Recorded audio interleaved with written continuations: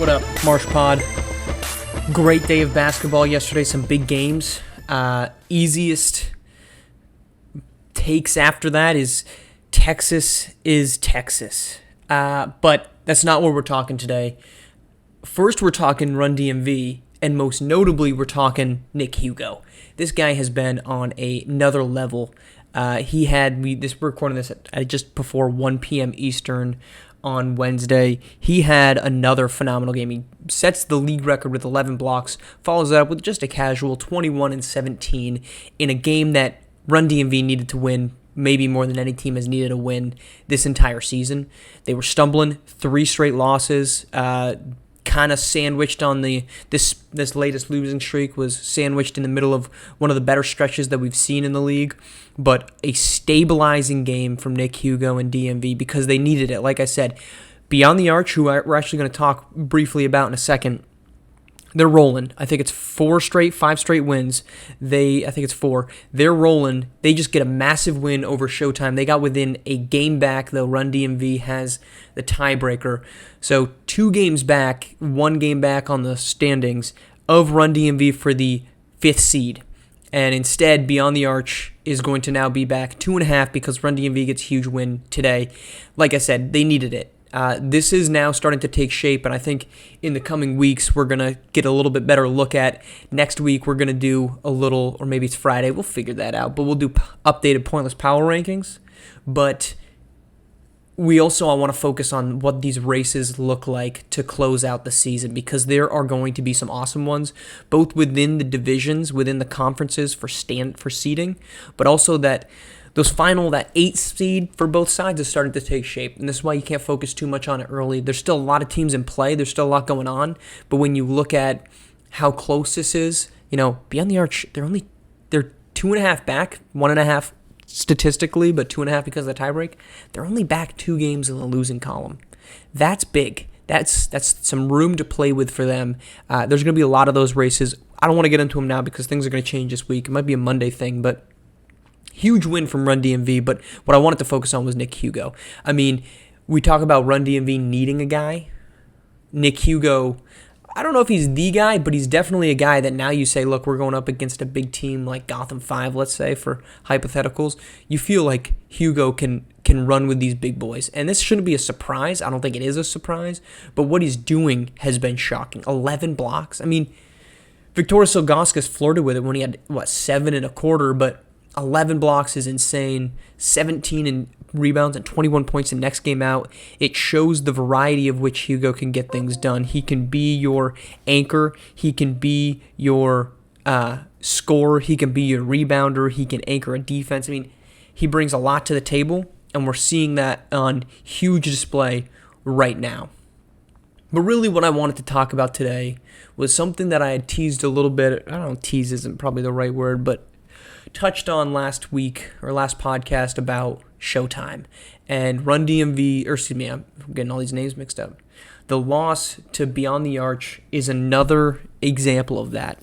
And so I wanted to take a look at their team and their schedule and say, okay, is this fact or is this just, nitpicking numbers? Now remember, earlier in the season, I said that Bay Area Breakers was a team that didn't know how to close in the fourth quarter. I went back, looked at all their games, and that was wrong. So I decided, is my hypothesis that Showtime does not rise to the occasion against middle-of-the-pack teams accurate? Or is it just a bias? Now, a couple of caveats that we're going to walk into first before we give you these numbers. The first caveat, there is a larger group of middle-class teams that we've talked about, larger group of them than there is top teams. So that's the first thing. Second caveat, Showtime's a good basketball team. They've won quite a few games. So you're not going to get some shocking number where they're awful, below 500. They're 16-8. They're going to be above 500 in everything that we talk about. They're still a good basketball team. What we're about to go over does not change that, and what we're about to go over enhances my belief that they're a legitimate threat because of their efficiencies against good teams. So let's start. Let's start with their 8 losses.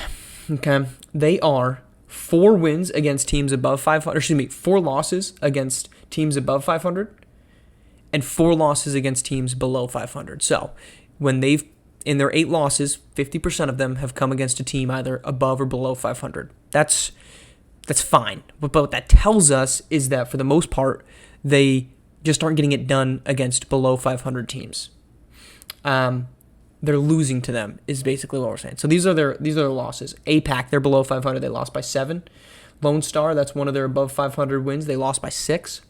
Queen City Kings and Gulf Coast Lockdown, both below 500. They lost by 7 and 5, respectively.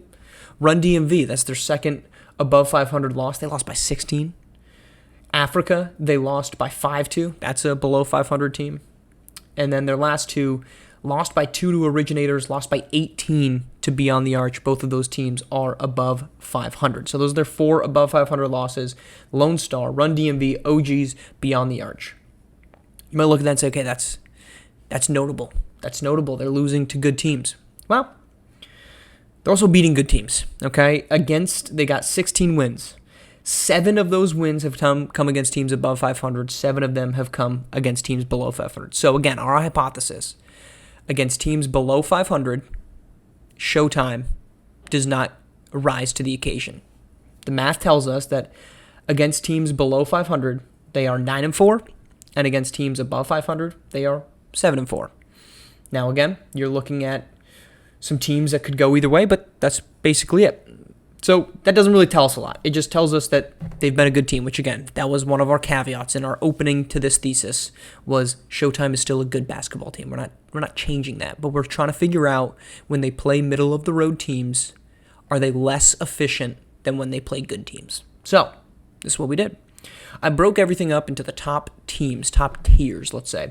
So I've got the top 10 teams, and I did this research last night before Run DMV's loss, and I will actually hold to this. Run DMV I did not put in this top 10. So we looked at their record against top 10 teams, top 9 really, because Showtime is one of them. We're going to look at their record against the middle ground, teams that are ranked 6 to 12 seeds. Now, this is going to change a little bit based off basically contention status because one conference is a little bit deeper than the other, but we did add Run DMV to this group. And we did add Oceania and South America. Even though they're not really in the chase for that final playoff spot in the race to 1, I'm going to add them to the above group to just make numbers easy. And then we went against the bottom feeders, so the teams in the bottom 13th through 16th seed. So let's start there.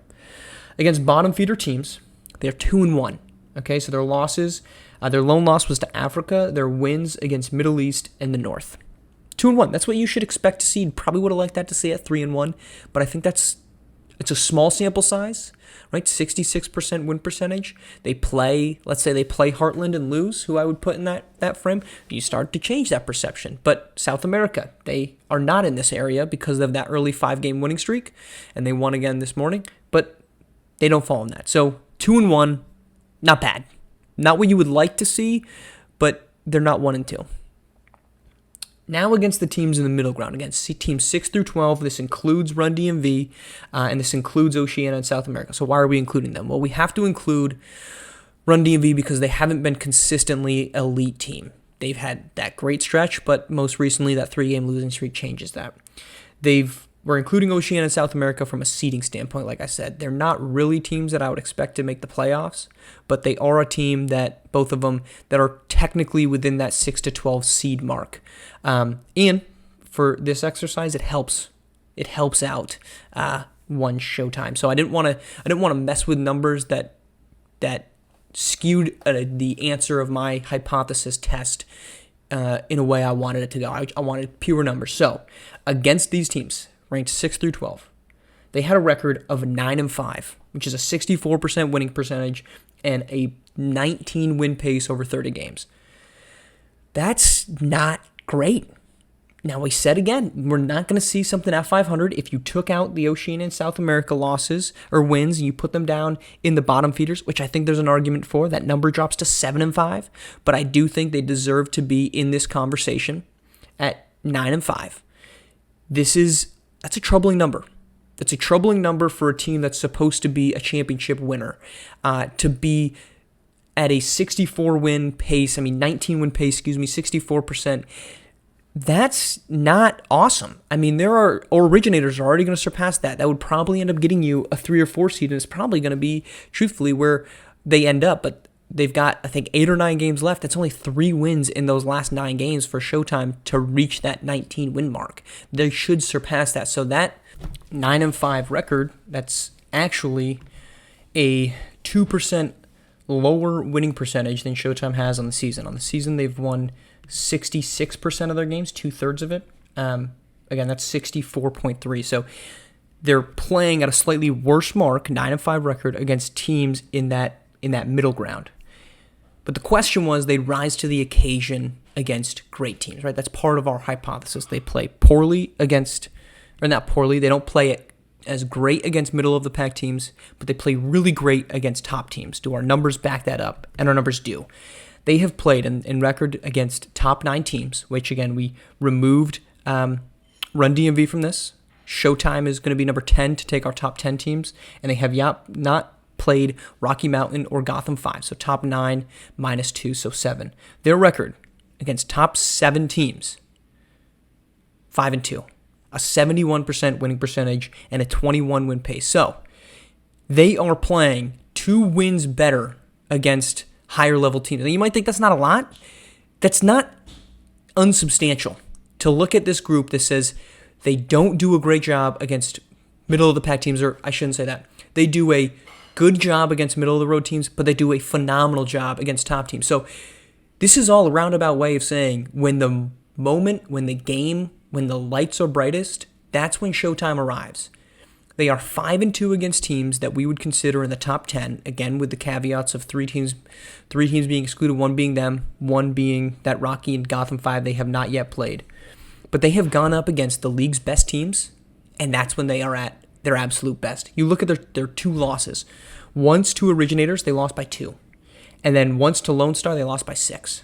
Otherwise, they beat Bay Area by 6, they beat Best Coast Ballers by 10, beat Southeast Select by 2, beat Beats of the East by 11, beat H-Town by 3. Those are your 5 wins. So this is a group that, for whatever reason, just decides not to, I don't want to say decides, doesn't arrive in games quite as consistently against top teams as they do against lower-seeded teams. But that's a good thing. That's a good thing for where they're headed, in that they're probably better off, if you look at these numbers, they're better off playing against a team that's very good in the first round so that they are locked in. Because, truthfully, this is a perfect example of what last night looked like. Against Beyond the Arch, for essentially the entirety of this game, especially in the first half, talked about it with LO on the broadcast, they just didn't look as desperate. They didn't come out with the same type of physicality, the same type of emotion, that same desperation that Beyond the Arch did. Beyond the Arch knew it was a must-win game. They had to get a must-win. They had to get the win out of it to not only keep pace with the surging Atlantis team, who they have the head-to-head over, but also to potentially try to trace down Run DMV. That's not out of the question because of that win. Beyond the Arch played like it. And Showtime, when they go up against teams that need the win more than Showtime does, they just don't tend to rise up quite as often. Again, they're a good basketball team. This was never meant to prove that.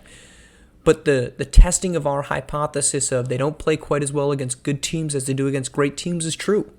They rise to the occasion when they need to. And that, to me, is concerning because we always hear teams talk about, well, we're going to flip the switch. Showtime's kind of proven they have, and they can, and that's concerning if you're trying to project this team out. They have plenty of flaws, they have plenty of question marks, but one thing they've proven is that when the game matters, they are arriving. I'll talk to you Friday.